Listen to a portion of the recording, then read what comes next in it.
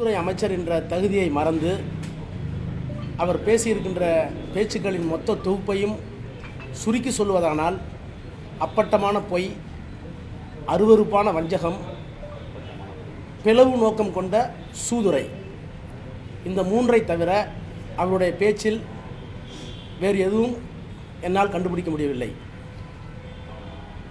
ஒரு நாட்டினுடைய உள்துறை அமைச்சர் ஒரு மாநிலத்திற்கு வருகிற போது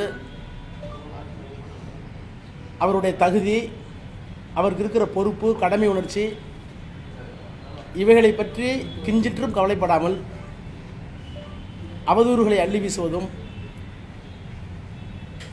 மாற்றுக் கட்சி அரசாங்கம் அந்த மாநிலத்தில் நடந்தால் ஆதாரமில்லாத குற்றச்சாட்டுகளை சொல்வதும், மதவாத பிளவை வேண்டுமென்றே உண்டாக்கி அமைதியாக இருக்கிற ஒரு மாநிலத்தில் சட்டம் ஒழுங்கு பிரச்சனையை, கலவரத்தை தூண்டி அதன் மூலம் அரசியல் ஆதாயம்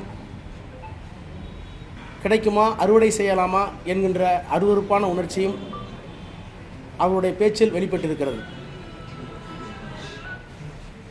இது கூட்டாட்சி தத்துவதற்கு நல்லதல்ல.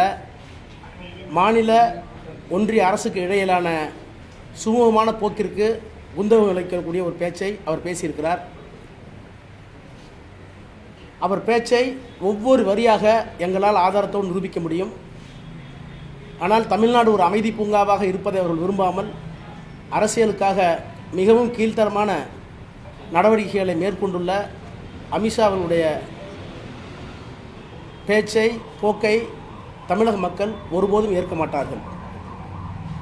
தமிழ்நாட்டுடைய முதலமைச்சர், திராவிட மாடல் ஆட்சியினுடைய நாயகர், மாண்புமிகு முதலமைச்சர் அவர்கள் தமிழ்நாட்டில் சட்டம் ஒழுங்கு, அமைதி, வளர்ச்சி திட்டங்கள், ஒன்றிய அரசினுடைய நிதி பல நேரங்களில் கிடைக்காவிட்டாலும் கூட அந்த நிதியையும் மாநில நிதியிலிருந்து இழப்பீடு செய்து வளர்ச்சி திட்ட பணிகளை மிக விரைவாகவும் நல்ல முறையிலும் வழங்கி நடைமுறைப்படுத்துவதை செரிக்க முடியாத ஒன்றிய அரசும் பிஜேபி கட்சியும் அமித்ஷாவை வரவழைத்து இங்கே கொண்டு வந்து இப்படிப்பட்ட கேலிக்கூத்தான, அருவருப்பான, அரசியல் நாகரிகத்திற்கு புறம்பான காரியத்தை அரங்கேற்றியிருக்கிறார்கள். அமித்ஷா என்ற தனி மனிதருக்காக மட்டுமல்ல, அவர் வகிக்கிற அந்த பதவிக்கும் இது அழகல்ல.